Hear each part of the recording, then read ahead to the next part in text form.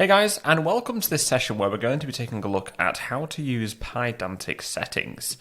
Now, we generally use these on bigger apps where we need some kind of configuration to get the app up and running. So in a work environment, this might be things like what port numbers, could be things like usernames, passwords, etc.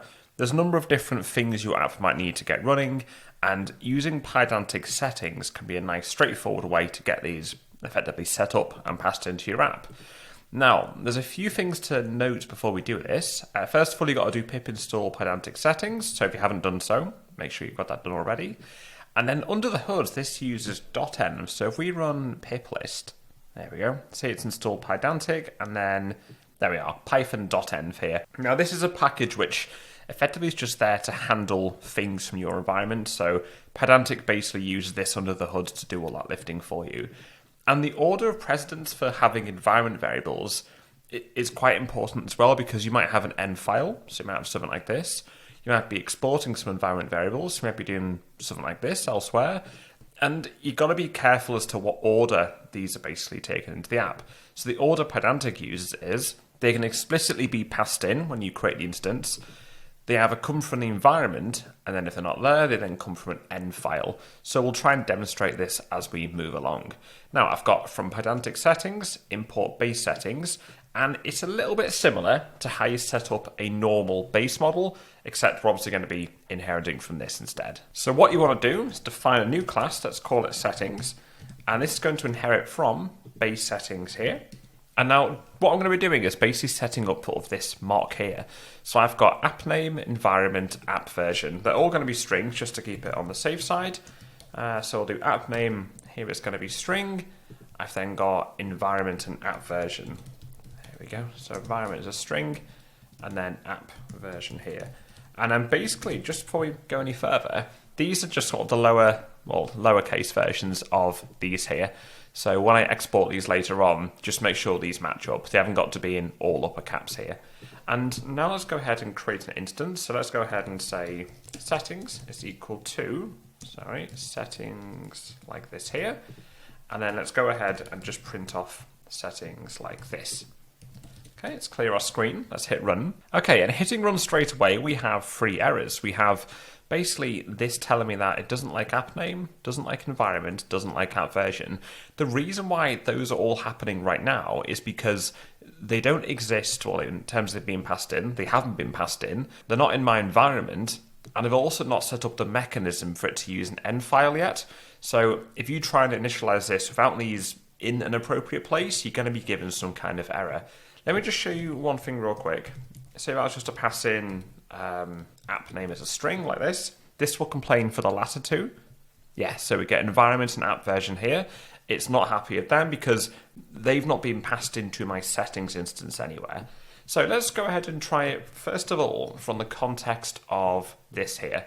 So what I've got is a simple shell script, and when this shell script's ran, it's simply going to put these into my environment. So if I just quickly run this, I'll do source export vars here. These now exist in my environment, which is good. And then if I then go ahead and run settings, there we go. I see app name as my app, environment is testing, and app version is 1.1.1. And there we are, just like this. The same validation as I've done in the previous videos are going to work just the same. So if you do want to do that, you can import the validators, then you can go ahead and then do this validation down here. Now let's take it a step further, and then inside this, if I do class config, make it into this nice tower case like this here, I'll make sure that definitely is an N. There you go, that's better. And then what happens here, if we say env file is equal to as a string .env, if you add this, we're now adding the ability for our settings class to be able to accept an env file, just like this here. Now, bear in mind, this precedent still stands. So if I go ahead and run this now, nothing's changed. I've still got the same app name, same environment name, same app version as I've got in this here. But if I then go ahead and start to unset a few things, like say if I say unset app name, I've now removed this from my environment. Let's try and run our code again and check out how the app name is now different. It's now taken this one instead. Let me quickly unset the other two. So I've unset environment and app version, and my env file has production and app version as 1.1.2. Let's go ahead and run this. And there we go. So now because I've unset all those environment variables, basically kind of, making this irrelevant, the purpose of this now is to basically say, okay, let's just check nothing's been passed in. No, nothing's been passed in. Are they in the environment? No, because I've just unset them. Now, because of this, this can now handle an N file. So do they exist in the N file?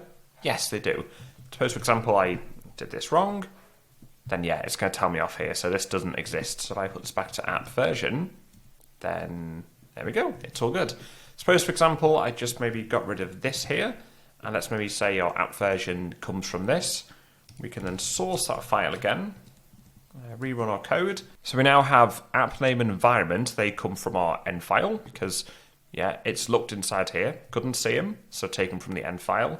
However, because my app version is basically defined at a higher level, it's in the environment, it's going to be using that one instead. So I think one of the most important things you can do when working with Pydantic settings is just understanding the precedence of okay, what order do things matter, basically? So, if I did app name here, there's basically kind of got all three now. Let's just say passed in, or there we go, passed in like this. So now I've got it from all three levels. The app name, this is coming from passed in right at the top level here. The environment, that's coming from my N file. So environment wasn't passed in. It doesn't exist in the environment, but it was in my N file here. App version, we kept this alive inside here. So even though we didn't pass it in, it did exist in the environment. So we've basically got one from here, and then one from here. So we'll wrap that one up here. It's a bit of a shorter one in this Pydantic series, but it's definitely worth noting how to use Pydantic settings. It's one of those tools that comes with Pydantic that's incredibly useful. Some people do just tend to use the base model for their settings, but if you're using Pydantic pretty heavily, it's good to use the base Pydantic stuff for your general app data, and then use Pydantic settings for settings that are related to the actual running of your app. If you've got any interesting use cases for this or any questions, feel free to let me know in the comments, and hope you all have a great weekend. Cheers, everyone.